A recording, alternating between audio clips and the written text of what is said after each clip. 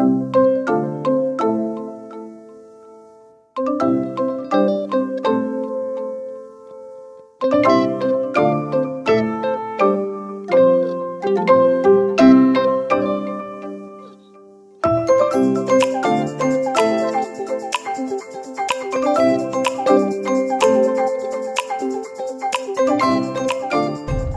guys, we're off to New England Vegetable and Berry Association's meeting. It's their 600th meeting since they've been established, and we're pretty excited to go this time because I'm going to be speaking at it, giving them a little insight about who Bardwell Farm is, how we implement things, how we grow sustainably, and how we market ourselves. So we're pretty excited. It should be a fun-filled day, a lot of other good talks to listen and educate on. And yeah, we're ready to go.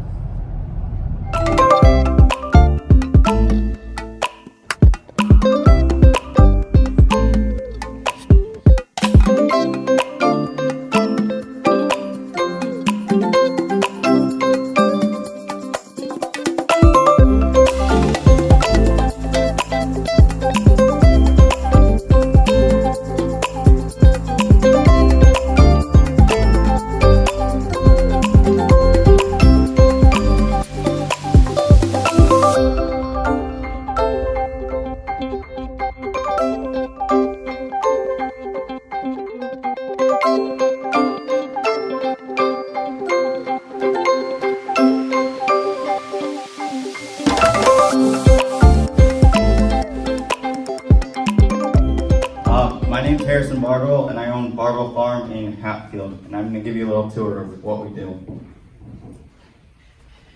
So we're a 20-acre diversified vegetable farm settled in the small town of Hatfield, right near the Connecticut River. We grow over 100 different varieties of crops every season, marketing through a roadside farm stand, CSA, and wholesale, practicing sustainable growing practices to produce healthy, nutritious crops. Who knows what no-till is? Oh, good. Who's implementing no-till on a large or small scale here? Limited hands, that's what I figured. So the definition of no-till, from what I found, is the practice of not disturbing the soil, and can also be called limited till, zone till, or zero till. Some pros of no-till systems can be better soil health, getting more earthworms and microbes in your soil, increasing water retention to equal healthier plants in the long run. You're not releasing carbon into the atmosphere and other vital nutrients, also disturbing the microbiology of your soil that helps our plants thrive and survive year after year. A lot of people, I'm sure, who does conventional farming, tillage here? Tilling the fields. I figured many hands would go up. So every time we till our soil, we're flipping over the soil, releasing all this carbon into the atmosphere. We're also destroying a habitat that basically helps our plants thrive and grow. If we convert to a no-till system, we're leaving that habitat kind of to establish, to hold on to nutrients, gather nutrients, ways to defend off diseases, and better retention of water in your soils, or releasing proper water out of your soils to have a healthier crop. It's less passes through the field, less equipment needed, which can in return lead to less fuel needed and less wear and tear on equipment. And of course, there's always some cons in this system, any system. Being so new to this area and being a diversified vegetable farm, it's pretty new to that kind of system. I know they've been doing it for years in field corn and other crops like that, probably out in the Midwest. But some crops I've realized, some cons I've realized, is it probably won't work with all crops. It's probably easier to do with larger seeded crops such as sweet corn and pumpkins. Smaller seeded crops are really hard when you're trying to cut through biomass and whatnot. It can be difficult to plan, control perennial weeds, regular weeds, and plan for planting dates. Just a side note, this picture on the right here is one of our high tunnels. We decided to do no-till tomatoes in this year, and I can talk a little bit after that if someone's interested in how we went about that. Another con with this is it could take 5 or more years till you really start to reap the benefit of a no-till system. It takes years for your soil to reestablish and develop basically the life it needs to sustain your crops. One last thing, it requires different equipment. A lot heavier equipment, things that can cut through biomass, equipment that's designed to deal with biomass and other things in a non-conventional tillage system.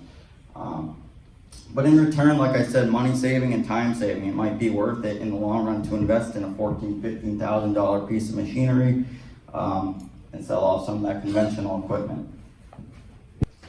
A little more about sustainability. Diversity is a big thing on our farm. Like I said quickly, we're growing through the months of March and November currently, multiple varieties and multiple successions of things.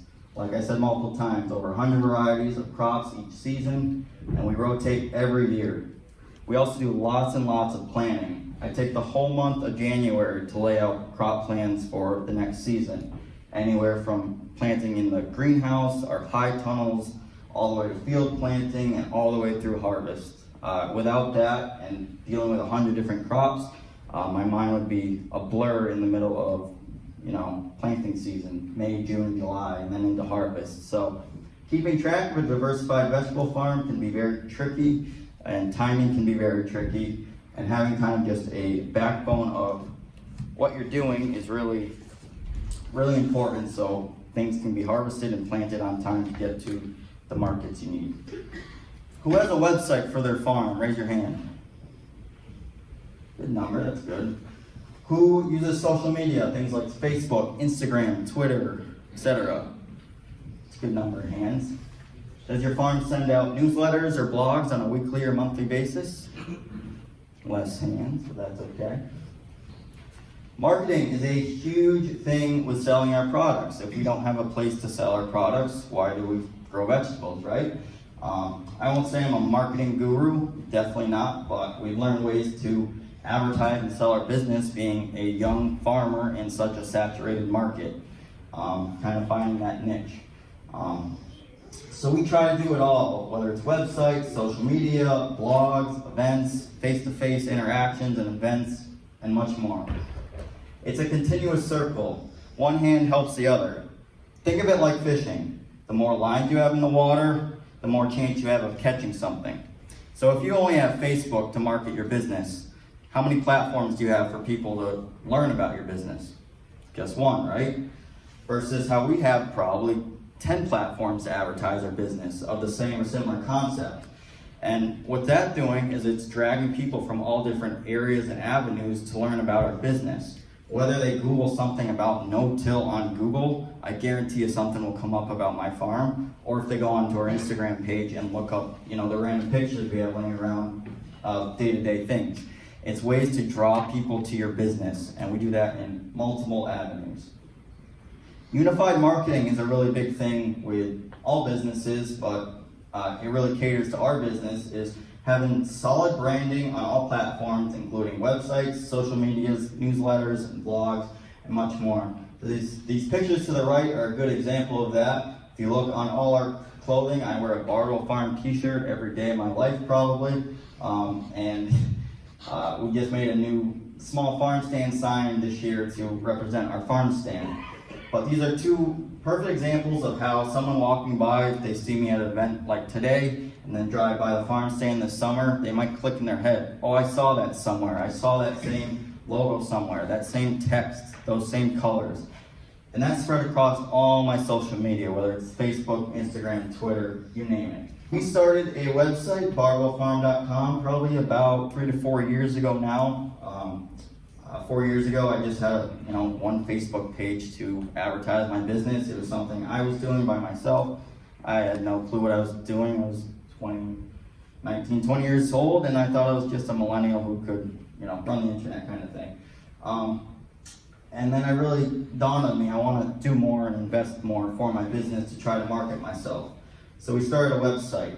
The one big thing we noticed with this is consistently updating information daily or with the season really draws people's attention. And also making it appealing and easy to read. people don't like to read things anymore. You put a paragraph out there, they're probably gonna read 2 sentences and move on. So keeping things clean and concise and bubbly, happy, exciting really draws people. Social media is a huge thing we do at Bardwell Farm. Facebook, Instagram, Twitter, YouTube, LinkedIn, vlogs. Who knows what a vlog is here? Not too many people. Vlogs are the same thing as blogs except in video form. We started vlogs this past season. My office manager actually kind of got me into it. Nothing I was really interested to start, but I said, why not try it? We tried all these other things and they work. And they're fun. They're random things that I'm doing around the farm, information of what we're doing. We just put out a vlog a couple of days ago about clearing snow off high tunnels and how I deal with that. Go watch it, it's really funny. It was after I had plowed for 2 days straight, so my eyes were all wobbly and nothing made sense what I said, but the point got across. That's on our YouTube page, you can check that out. But we post every day, all day, any time of the week. You can go on my Instagram right now, and we just posted something probably 3 hours ago. We're constantly updating our content and constantly keeping our people up to date on what we're doing, pretty much live time. We post multiple times a day of different content of what we're doing in that day. And people like to see what you're doing, so share it. If you're just posting the same picture of lettuce that you harvest every day, someone's gonna get really bored. But if you show them how you harvested that lettuce, how you washed it, how you marketed it, and the customer that bought it, well, there's gonna be a full circle connection there that your customers are gonna come back to and wanna see. Consistency is key. If you post for a month straight every day, and then you stop for 2 weeks, well, people are gonna get lost, they're gonna get bored. What we noticed is that, and we did this, I was really bad at taking pictures and getting them into post, and we realized our numbers were going down. And then when we post something, they go back up, and vice versa. So we really decided to go on a consistent basis of posting every day, and it works. I will say it is time consuming and takes dedication. So if it's not something that works in your system, or you want to figure out ways to incorporate it into your system, really well think it out and utilize it. But it's well worth it, and it's free. All these platforms are free to advertise things on, unless you're doing promotional advertising on different things. Besides the website, we pay a yearly fee on that to have that, obviously. But Facebook, Instagram, Twitter, all that, it's free. You can set up an account and start posting within 5 minutes. And to wrap up my presentation, some major goals that we have for the future: grow sustainably to reduce as much carbon footprint as possible, feed local community and educate how important local food and farming is, and create relationships with the land, people, and crops we grow. Thank you.